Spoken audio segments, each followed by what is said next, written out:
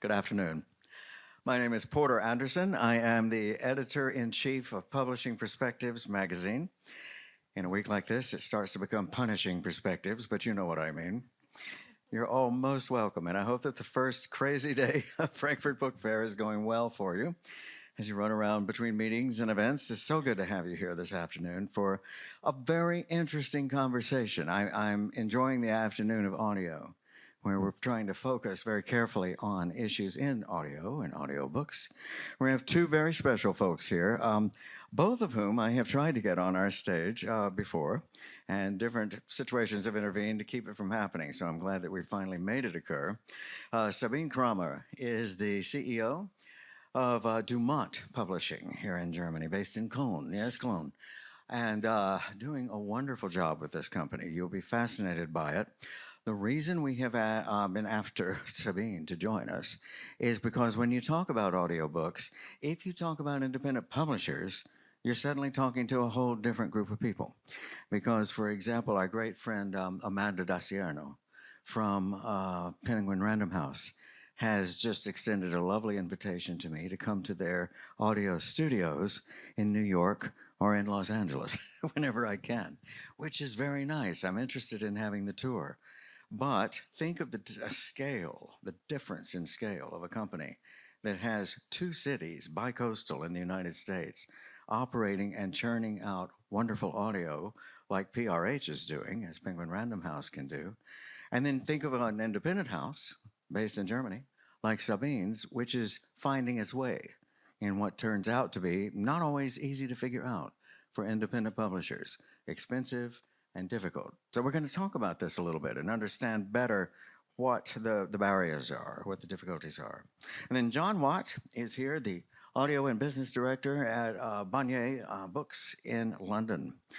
You may have seen Parminder Mann, who was previously heading up the company in London. She was with us this morning. She's now moved to Simon & Schuster, left John in charge.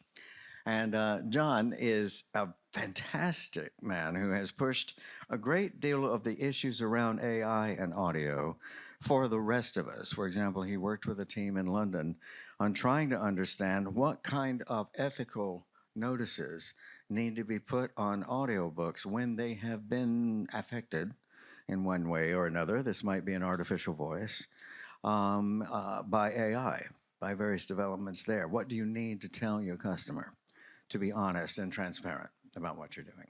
So we're going to talk to both of them. Sabine, I think we'll start with you. If you don't mind, let's talk a little about Dumont. Tell me, well, first, can you describe your company a bit to us? How large is the output each year and how old is the company? So we started in the 60s as an art book publishing house. Right. So we did a lot of exhibition catalogs and things like that. So Right. or the ones before me did that, obviously. And in the 90s, it started out as a literary publishing house. And I joined in 2013. So 12 years ago already. And yes, my idea was to, we were a quite highbrow literary house, very serious, a little bit edgy. So my idea was to mix in some lighter stuff and to make it a little bit more accessible. So, and this worked out. So we grew, and we now are 40 colleagues, and we publish around 100 books a year. So, and we started a couple of years ago. We started with audio as well. Yeah. Very nice. The prompt to start with audio, to in fact explore how to do it for your house, what was that? What did you just realize there was enough audio everywhere that this is something you needed to do, or was it a different impulse? Yeah, so there were two reasons, or two things happening. One was that an even much smaller publishing house, which one of my friends owns, she told me she will start with audiobooks, and I thought, well, she's a one-woman publishing house. If she can do that, we should really urgently start thinking about that. And the other thing happening was that there was a big interview with Markus Dohle in the Börsenblatt, so in Germany, and he only talked about audio, I thought. So I thought, okay, this is the big topic, so I should really care about it. And then we found out that it's not so hard because there are partners, so like Bookwire, where you can try out a lot. Of course, you need to invest a little bit of money. It's not like doing ebooks because you have a production. But on the other hand, it's not so expensive like printing books. So it's something in between. So we tried it out. We thought, oh, it might work as like a little bit similar like ebooks. So let's do some crime novels. This will work out. But it didn't work out. So we figured out that it's much smarter to do just the big titles, and this is now the idea that we have like 4 to 6 or 7 audiobooks per season, and we focus on the big ones, and this is working very well. This is interesting because in some of the large English language markets like ours, like the United States, everybody's really very put out if there isn't an audio edition introduced as soon as the hardcover comes out. Well, we are still selling rights of the audiobooks, so we try to do everything. Do them our own, do Audible exclusives, selling the rights to other audio publishers. So we're trying to do everything still. And are the sales roughly tracking what you'd like them to be? Are they lagging? Is it a growing curve, or what do you think? It's growing, yes. Yeah. So it's really growing, but of course with the bestsellers. No, so we at the moment we have big bestsellers in paperback with Caroline Wahl, 22 Bahnen, and Windstärke 17. They're huge in Germany at the moment, and of course her audiobooks are very big too. No, that's just this is very linked to each other. Yeah. No, I know what you mean. That does happen. There's as I understood it, now I may be wrong on this because it's been a couple of years since I've looked into the audiobook market in Germany, but for a while I think it seemed to be slow growing, that there wasn't a lot of uptake and audiobooks didn't seem to be as attractive as we'd expected in a relatively high-tech society. And then they started catching on about a year ago. Everybody said, "Ooh, they're going up." Yeah. So I think the figures are really going up since 2019. When downloads and streaming and the digitalization really kicked in. But we still have, I think, a growth of. I don't want to lie, but it's around 7% from last year, from 2023 to 24, so it's still growing, and I don't know how big the growth is in the UK or in the US, but might be even bigger than. But it's very good. And we were about to talk about this when we were in the lobby, and I think we dashed in before we finished. But in the United States, one of the great things we found about audio is that guys like it. Now that sounds like a ridiculous thing to say, but we have trouble getting American guys to read, you know what I mean? But they will listen. They're okay with these organs, not with these organs, right? So we're finding that one of the main attractions for guys who listen to audio is they say, I can do everything else. I can mow the lawn, I can go to the gym, I can do whatever. And they like that aspect, and that they can be listening to a story as they do something. Do you find that same response in Germany? For us, for our list, not. But it might be that we don't have such a boyish list. That might be the problem. I don't know. So we see it more a little bit that it's more the younger people. So the books that may attract a younger audience, we see a little bit bigger audio sales. Interesting. Yeah, it's fascinating because, all the territories, all the markets seem to have slightly different behaviours. Isn't that interesting? I know. The mainstay of audiobook sales has always been female fiction. That's right. And the changes we've seen, I think that's probably the same across most markets. It's the balance after that that's so interesting. And you're absolutely right that men have started listening more. It's driven a lot by podcast listening as well. Exactly. Can come in, but everybody can multitask with it, which is sort of the growth of audio generally. But I think it's so fascinating because I know that Sweden's different from Germany, from France, from Spain. They've all got slightly different demographic listening trends. But a It's question: absolutely true. if you mean books for men, do you mean nonfiction especially? Because we haven't tried out much nonfiction, so this would Not be a good idea. necessarily. probably. Now, I'm basing a lot of this on the English market too. There was a point at which Nielsen in England was tracking guys outpacing women on audiobooks. Now, that didn't last. It was just a little bit, and then the women overtook again. But God bless them, the guys actually made a run for it. And at that point, it was both nonfiction and fiction they seemed interested in. I don't know if do you remember that point? It probably was about 6 or 7 years ago, I think John. it's, a lot of these stats, it depends what book was out that year. Yeah, of course. Right, Right, because it can exactly. really skew it. Exactly, it really can. Quite a lot. Yeah. But I think it's interesting because we do see male listening tends, it can be quite nonfiction, and so what you want for growth is you need people who are subscribers generally. They're heavy listeners and they continue to listen. They're listening to 1, 2, 3 books a month, something like that. That's what you want. But then, adding to that is the occasional listener. And that's what the man has tended to be. And so if we can increase the volume of male listening on subscription, I think that's the benefit for that.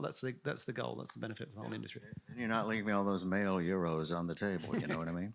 You want them both. And it is fascinating in that women will quite frequently buy print for men, for the son, for the husband, whatever.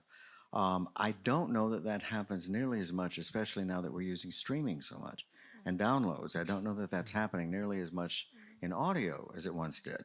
But that's the good thing about this, of course, is I call it a born-again format, because once we had it freed up of CDs and those horrible cassette tapes that were all over your car, right, half stuck in your thing, then it really took off. That is when audio was able to start moving. And I don't know if this would be an interesting study.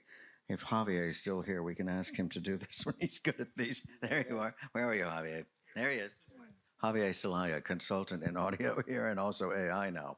Who's got a very good report just yes, out, a white which is paper well is worth just- looking into. Just come out. It's on our site here at Frankfurt Book Fair if you want to look for it. He's wonderful at this, and I would love to know whether women buy for men books in audio. That would be like they do print. They'll bring home a print book for the guy. Well, I think it's very difficult to gift a book, like an audiobook, Just I'm saying. right, so exactly. It's harder we're to not do. made to that. It's a personal purchase. Right. And so, it's like a gift. It's you hard can to see do why. anything. The amazing thing about, if you look at audio sales, like Christmas is not a peak period. Right, no. It is for all physical formats. Right. It's not for audio because it's personal listening and everybody's busy doing other things. And it's hard to give because there's no tangible thing under the tree. It's not. There's You can't wrap it. you can't get a ribbon around it, you can't wrap it, you can't do anything. It's kind of tough. But John, would you talk to us? One of the reasons we wanted John to join us today is because he's been doing a lot involving what AI does to audio. This again ties into a lot of what Javier is looking into. But in terms of rights, exploiting the rights that you've got there, how is it impacting? How is AI affecting this? Well, I think what I wanted to say on this panel particularly was what a fascinating time it is to be a small independent publisher, because your options are growing and growing. So, you were speaking of it before, Sabina, like, you sell rights. That has been the traditional model. It helps your cash flow. You don't have to output on the production of an audiobook, things like that. So you sell all the rights. That's, completely understandable. What's changed recently with the advent of bringing in AI, and I'm neither an advocate nor a naysayer about AI. I just am hopefully a realist that it's here and that we should try and look at how it can help us be more efficient as humans. And so, what I'm interested in is that it can help you, potentially with some of your editorial proofing, something like that.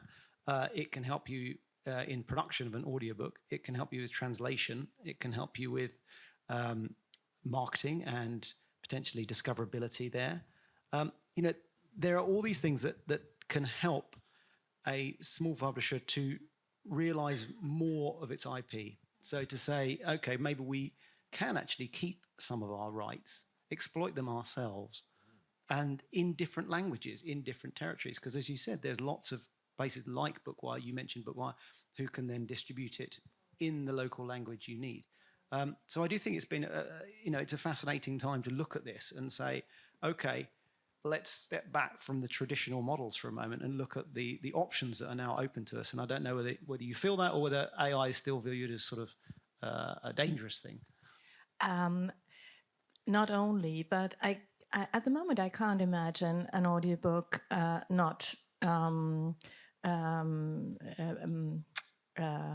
if it's not read by a human being. No, I can't imagine that this is nice listening to. No, I hate these artificial voices. No, I think that's been a lot of people's feeling along the way. I think it's we do improving. So few. Yeah, we it's do improving so at an few. incredible rate. And in fact, what we've labelled, I should say, as authorized voice replicas now, and you get licensed voices. So the actors have licensed their voices, and there's, I think that an ears selector doing it in Norway and the Nordics, and a new company in Spain, maybe also doing it there. And so you're getting the voice of the narrator, and it's reading the book, and it sounds.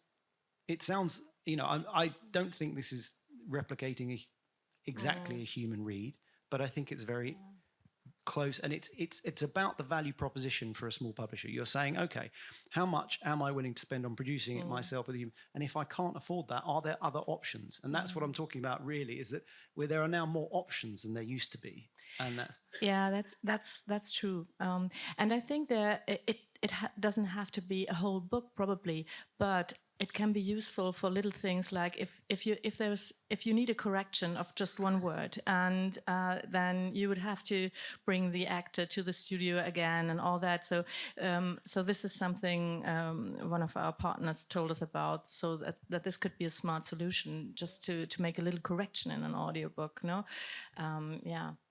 But as for us, I mean, we are kind of a boutique publishing house, and it's really hard to imagine, because we are caring so much about our printed books, and about the materials and all that. So this is something what is really important for us, and this is a USP for us as an independent I think publishing that's house. entirely. I mean, I feel the same as a publisher myself. It is, you've got to protect quality. Yeah. And one of the reasons why I went through this whole thing with labeling is that transparency. You must be transparent about how your book was made, if it had the help of AI, and then protect your quality, because that's important for you as a publisher, but it's crucial for the trust of the author. And so I think anything you do, you have to keep everybody informed and bring everybody with you. Yeah, that includes the author as well. As a complete consumer in audiobooks, I actually look forward to the day when we have a great many synthesized options, because I've watched so many people give up on a book that they should have gotten all the way through, but they didn't like the narrator, right? I'm looking for the day when you can switch it. I love Campbell Scott as a reader, as a narrator. I don't like the word narrator, they are readers. And when Campbell reads a book, he's a very fine actor. He almost does no acting, there's no inflection of anything. It's not a cast of thousands. It's not the funny voices, that kind of thing. He just reads it to you as you kind of get it yourself if you're taking it with your eyes. For me, that's great. And I would love to be able to switch any book I was listening to the Campbell Scott read, right? I think this will happen. And what I would suggest to our good voice actors is that they think like they're celebrities, try to get a deal in which they sell their voice, just as a celebrity might, like Tom Cruise might. It won't have celebrity power, but then the maker of the next book that needs that voice can pay a certain amount, get that synthesized version of his or her voice, and go ahead. So you're making money while you're sleeping as your voice is being used on a deal, a fair deal, something that's been worked out in contract, without having to go into the studio too. I think that's the crucial thing about two things about that. Actually, one is that it must be ethical. So it has to be ethical. And there has to be fair compensation for that voice, which is something I think we need to work on as an industry still. And the second thing is, as an audiobook producer, it's like, I've sweated over getting that narrator right, and you're telling me you just want to choose another one? He loves me, this guy. Yeah, I can imagine. The whole thing about being called a narrator, I've been trying to explain for so many people for so long that these are really voice actors, because narration is talking about a story. The old wonderful, it was a dark and stormy night. That's not the story, that's narration.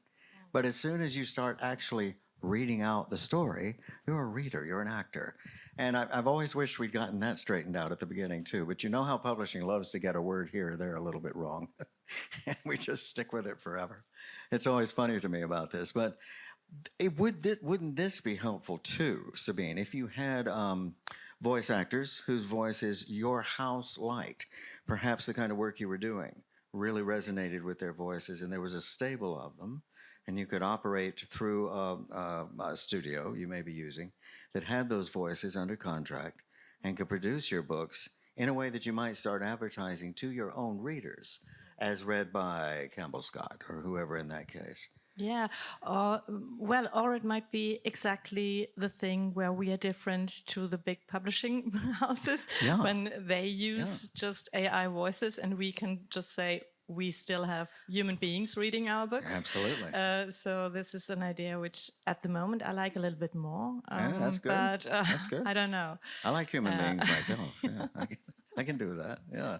Do you ever, are you worried about ever getting submissions that are written by AI? Yes, a little bit. But I think at the moment, I mean, even we ask AI if this is written by AI, so AI is good by You always get an honest answer that by way. discovering AI. And as we don't do very, very commercial books, we are not. It's not so dangerous for us at the moment.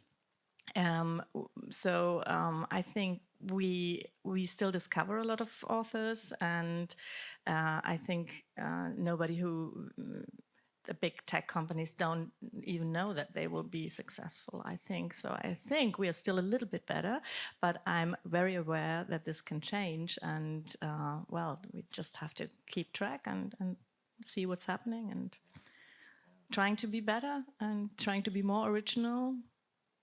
Something like that, and using AI wherever possible, ethical and useful in a way. No, yeah, of course. I don't want to. I'm not against it, but I think you have to be critical. So I don't see. So everybody's asking, for example, why don't you do your covers with AI? Because it's not good enough. That's. The illustrations are not good enough. You see that they are made by AI, and I don't really see the advantage. We are doing so much with paintings at the moment. We do not even do photography on the covers. So, and that's a big difference. Yeah. Sounds lovely too. I have to look at your catalog. This is great. I'm very interested in watching what the new Dan Brown does in audio, because while blockbusters have their problems, of course, and it can be very difficult for a house to deal with them at times. At the same time, seeing how well and what audience is attracted to an audio rendition of a Dan Brown book, I'm guessing more male perhaps than in some other fiction. But I'd love to see how The Secret of Secrets, as it's called, flies in different languages too. In Latin America, it's fascinating. We hear about this a good deal in my country. They have so many dialects. It's quite amazing. You can't really just do Spanish and expect it to go. Castilian, perhaps, as you might do in Spain. You have to work in different indigenous, affected dialects that can be very hard to handle and very expensive. And so in some of the markets that have many different languages going, this is quite hard too. But I think we're out of time. Our numbers have turned red here, which tends to tell me stop. But it's been a great conversation. I want to thank you both. This has been really fun to have you here and do this. Thank you very much. Thank you. Great. And thank you all for coming. It's good to see you.